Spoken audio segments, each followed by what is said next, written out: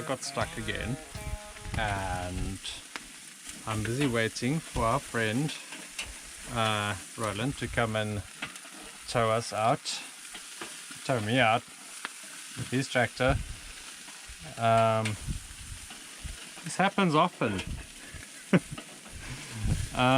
Previous time our other friends Katie and Ola had to come and tow us out, and that's just the thing, man. I don't have a 4x4 tractor and I live in a swamp, so lesson learned.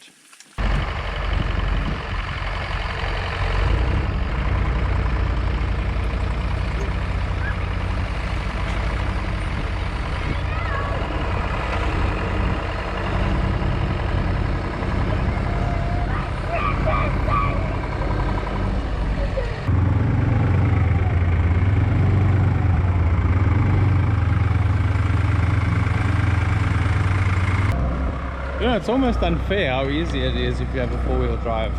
And I know, I mean, I come from like a background where we used to drive Land Rovers every day, and every weekend we would like get stuck and do stuff and recoveries and off-road trails, and yeah, big difference. Welcome back, folks. So our wine, it has now been about, I think, 7 days, which is a little bit over, but it's okay. We just want to make sure it's finished fermenting. And what we're doing now is we are siphoning off the top layer of the fermenter, and we're siphoning it off into a different bucket. And from there we will add some stuff to make it, to clear it up a little, and wait again more. So that is the story. Okay, so it's the day after we transferred it to this fermenter, which is actually just serving as a clearing vessel. And as you may see, some of the sediment already started dropping to the bottom.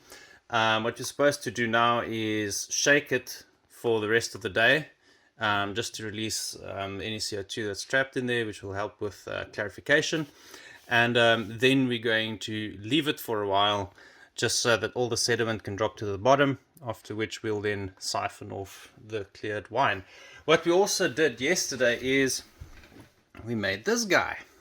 We found a red wine, and as you can see, you see how it's busy fermenting through the airlock. We've got some vodka in there, which is a good disinfectant barrier. So yeah. Hey guys, so we've left our wine to sit for a bit for the sediment to fall to the bottom. So now we're going to take a look and see how it's doing, and see if we can start transferring it over to the bottles. Ooh. Wow, that's clear. It smells so winey.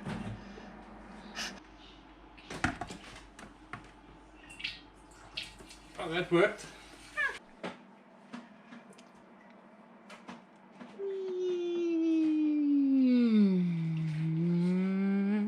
Shall we just go as far as possible? Yeah. So in the process of 2 weeks, we have made about 18 liters of wine. Yes. We deliberately used a little bit less water to give it more body. I think next time you said add a little bit less sugar. Yeah, I generally like a sweet wine, but I think it could use less sugar. I think it maybe made it a bit too sweet. So yeah, but it's strong. It'll get you there. It'll get you there. I've had a few sips and like I can already feel that little tingle happening. So yeah. It's a good solid wine. Yeah. The plate in your head warming up. Yeah. And the heartburn is sitting in already. Yeah, so for around 250 crown, this is not a bad option to No, absolutely. to do your thing. Also, it's fun. It is. It's super fun, and you know, like what we got out about 18 liters, which is a good amount of wine. I mean, think about how much you pay for 3 liters in your local liquor store, and you've now got 23 of that for the price of 250. I think that's good. Money savers. Boom. How much is a box of wine, a 3-liter box of wine in South Africa? So, like the cheaper one? Yeah, a 3-liter box of wine in South Africa is 120 rand. So that's about 60 crown. Okay, so everyone in Sweden, feel bad. Yeah. So it's about 60 crown, and that's like your cheap sort of pop sock stuff, you know. Word of the day. Word of the day, pop sock.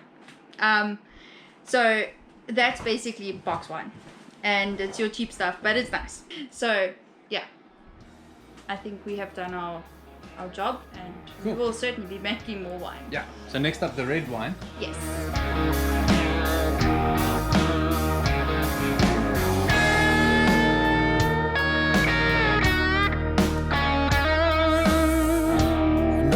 Town, another show, another empty bottle in this motel room.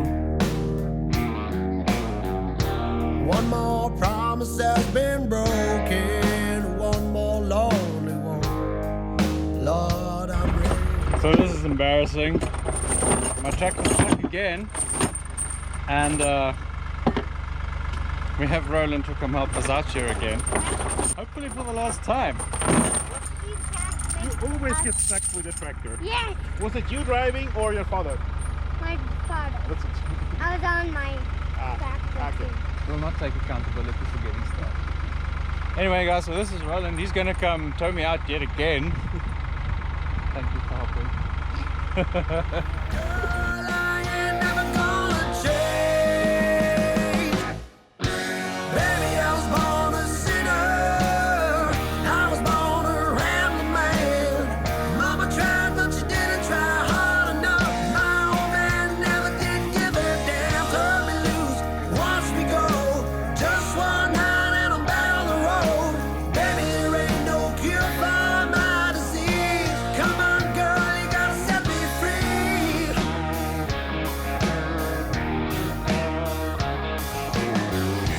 This whole life I've been living, it ain't the life for everyone, but it's the life for me.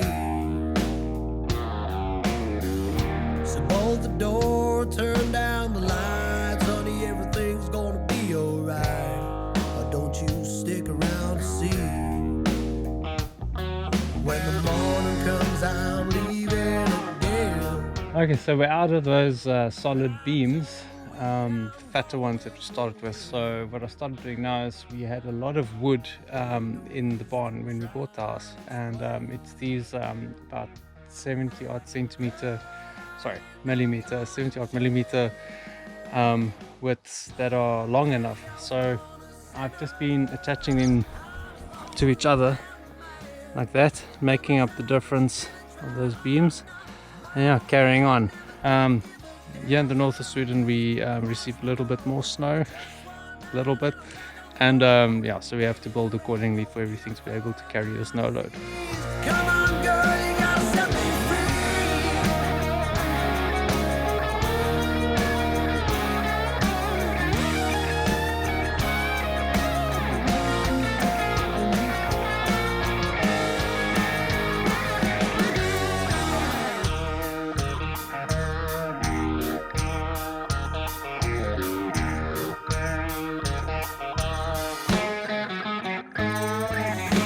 Baby, I was born a sinner.